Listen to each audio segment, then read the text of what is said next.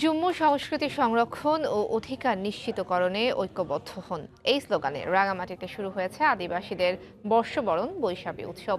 সকালে পৌরসভার সামনে বেলুন উড়িয়ে এই উৎসবের উদ্বোধন করেন হিন্দু বৌদ্ধ খ্রিস্টান ঐক্য পরিষদের সভাপতি উষাতল তালুকদার।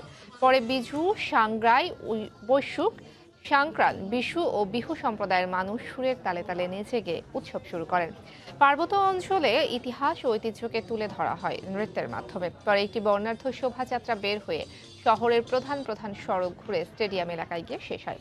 এতে ঐতিহ্যবাহী পোশাক পরে অংশ নেন পার্বত্য অঞ্চলের তরুণ তরুণীরা। আগামী 15 এপ্রিল পর্যন্ত চলবে আদিবাসীদের ঐতিহ্যবাহী উৎসব বৈশাখী।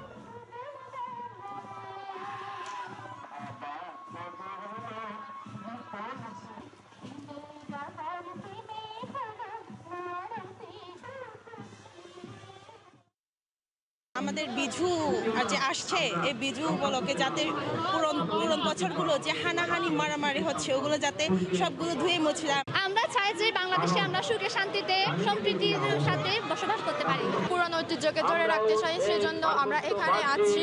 নদীকে প্রণাম জানিয়ে আমাদের ফুল বিজুর নতুন বছরকে আমরা বরণ করে নিই।